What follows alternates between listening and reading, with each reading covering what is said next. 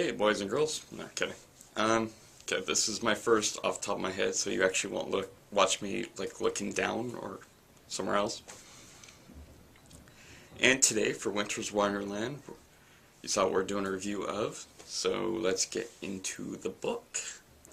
Okay, so it's been a couple of years, and Lisa and Rose have been living completely on their own. Now, they're about 17 years old, so they've been living on their own since they were 15, running constantly. Because when they're originally at the Vampire Academy, they felt there was a huge danger there.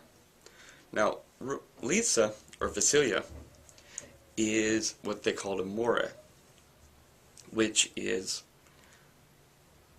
a full vampire, and she's a royal, so the royal bloodline. She's a pure bloodline.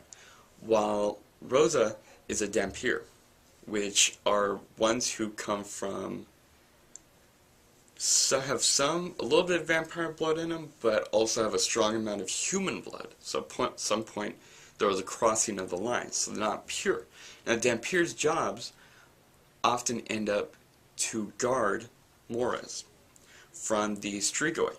And the Strigoi are vampires who have gone evil. They kill other vampires, they kill humans, etc. See, the Morai need blood, but they feed off of what they call feeders, which are humans who choose to give blood to them. The complex whole new world for the whole vampire thing. It's fairly interesting, but and it's pretty easy to follow. I like that. Richelle Mead does a good job of making a world that's easy to get into and follow. So it's very impressive that way. So they've been on their own, and now they are caught. And they're taken back to the Vampire Academy, which they got away from because of the danger. The danger they believed was there in the first place. Once they're there, though, they have to try to fit in again.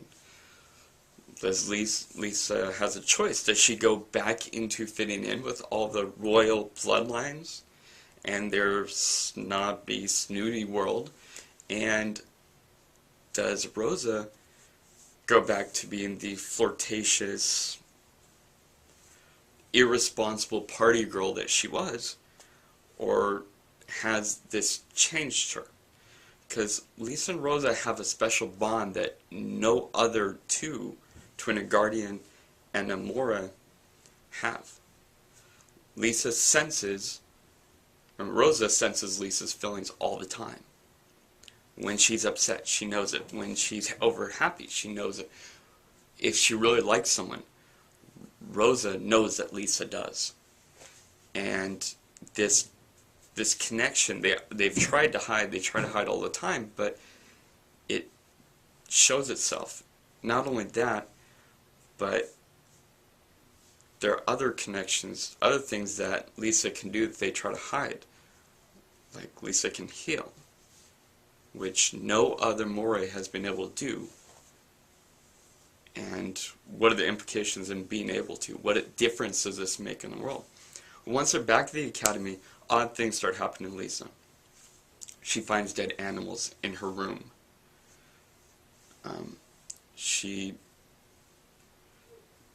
gets in danger a lot. And Rosa keeps having to save her.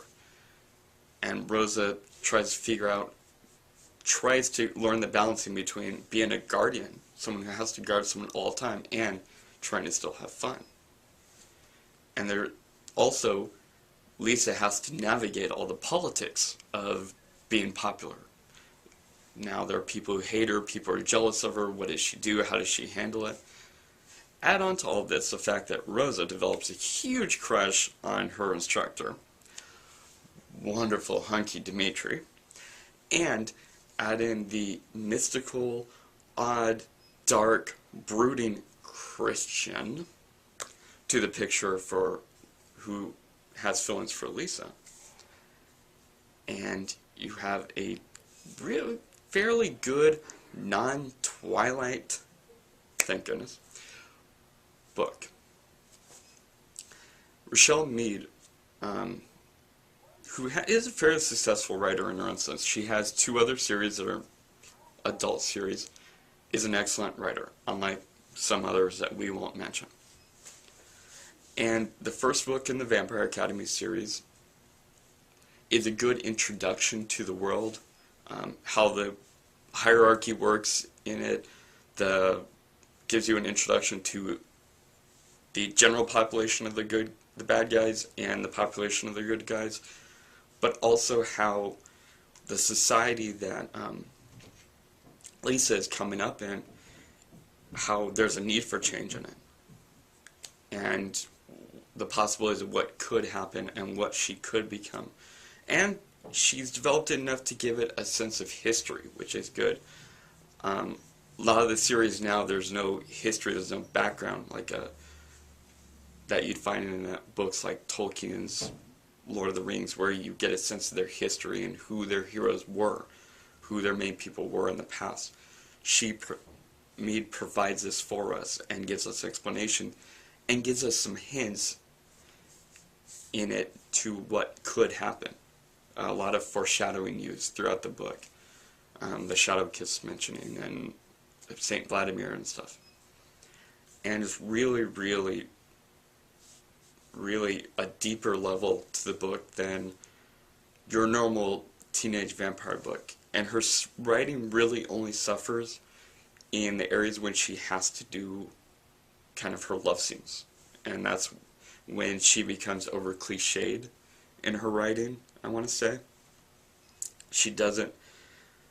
I don't think it's that she doesn't have a handle on it. I think she's not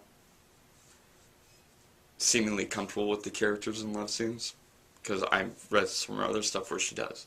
And I think it's these characters and trying to fit in with the YA, since this is her first YA book and love scenes. But so it's well worth the read. It was really enjoyable. In this whole universe world of vampire books we've seen pop up in the last 2 to 3 years, it's one of the top series. I would suggest buying along with PC Cat and Kristen Cast's series, A House of Night. Just go out, pick it up.